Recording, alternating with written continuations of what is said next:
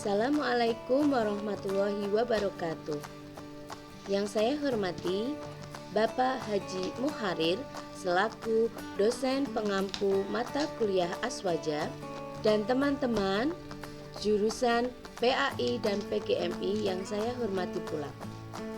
Pertama-tama, marilah kita ucapkan puji syukur kehadirat Allah Subhanahu wa Ta'ala yang telah melimpahkan rahmat, taufik, serta hidayahnya kepada kita semua sehingga kita dapat memaparkan makalah kita melalui channel YouTube kita.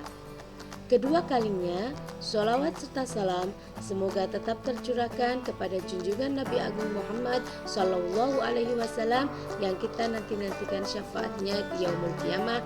Amin ya robbal alamin. Pada kesempatan kali ini, saya akan menyampaikan makalah saya tentang Imam Hambali, biografi, keilmuan, dan karya-karyanya. Imam Hambali lahir di kota Baghdad pada bulan Rabiul Awal tahun 164 Hijriah. Berasal dari Marwah, Khurasan. Nama ayah dari Imam Hambali adalah Muhammad bin Hambal Hilal. Sedangkan nama ibunya Safiyah binti Maimunah binti Abdul Malik As-Saibani. Nama Imam Hambali itu lebih diberikan kepada nama kakeknya, yaitu Hambal. Hal ini menandakan bahwa kakak Imam Hambali ini bukanlah seorang sembarangan. Hambal bin Hilal ini adalah orang yang terkemuka yang menduduki posisi yang strategis di pemerintahan, yaitu pernah menjabat sebagai gubernur Sarkas.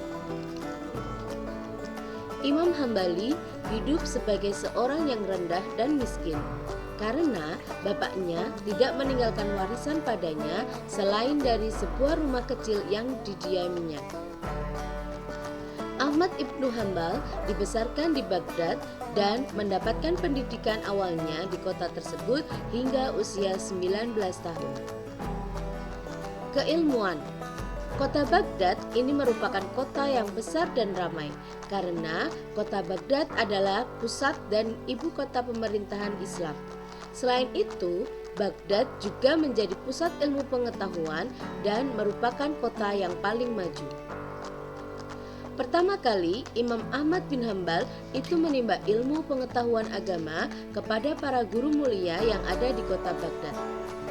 Setamatnya menghafal Al-Quran dan sesudah mempelajari ilmu-ilmu bahasa Arab di Alkitab saat berumur 14 tahun, beliau kemudian melanjutkan pendidikannya ke Ad-Diwan.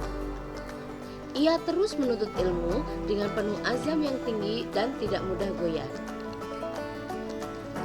Imam Ahmad tertarik untuk menulis hadis pada tahun 179 Hijriah atau 796 Masehi pada saat berumur 16 tahun. Tahun 123 Hijriah, Ahmad bin Hambal pergi ke beberapa kota dalam rangka untuk mencari ilmu.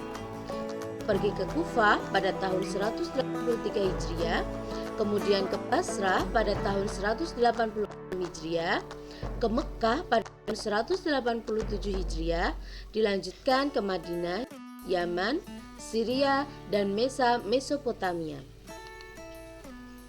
Ibnu Hambal juga mempelajari hadis untuk yang pertama kalinya itu dari Abu Yusuf Ya'qub bin Ibrahim Al-Qadi, seorang ahli Al-Ra'i pengikut Abu Hanifah. Dia belajar fikih dan hadis dari Abu Yusuf. Karena itu, Abu Yusuf ini terhitung sebagai guru pertama bagi Ibnu Hambal. Tetapi, sebagian peneliti itu berpendapat bahwa pengaruh Abu Yusuf terhadap Ibnu Hambal itu tidak begitu kuat. Sehingga ada yang mengatakan bahwa Abu Yusuf itu bukan guru pertamanya, melainkan yang menjadi guru pertama yaitu Hashim bin Bashir bin Abu Hazim Al-Wasiti. Ibnu Hambal ini berguru pada Hashim selama 4 tahun dan mengambil hadis dan juga menulisnya sebanyak 3.000 hadis. Karya-karya dari Imam Hambali. Ahmad ibnu Hambal itu adalah seorang ilmuwan yang produktif.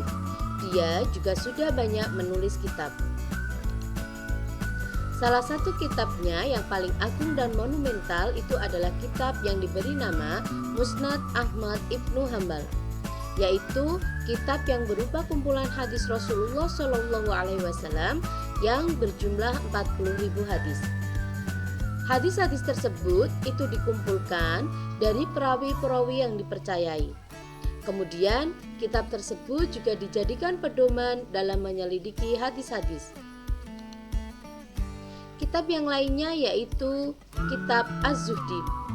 Kitab ini menjelaskan sampai kemana kezuhudan nabi-nabi, sahabat-sahabat, khalifah-khalifah, dan imam yang bersumberkan hadis Atsar dan Akbar. Kitab yang lainnya ada kitab Al-Rad ala Al-Jamiyah. Kitab ini merupakan sebuah risalah dari Surat Ahmad Ibnu Hambal dalam menanggapi pendapat golongan Jahmiyah yang mengatakan bahwa Al-Quran itu adalah percakapan Allah Subhanahu wa Ta'ala yang hawadis. Demikian penyampaian makalah dari saya. Apabila ada salah kata, saya mohon maaf. Wabillahi taufiq wal hidayah. Wassalamualaikum warahmatullahi wabarakatuh.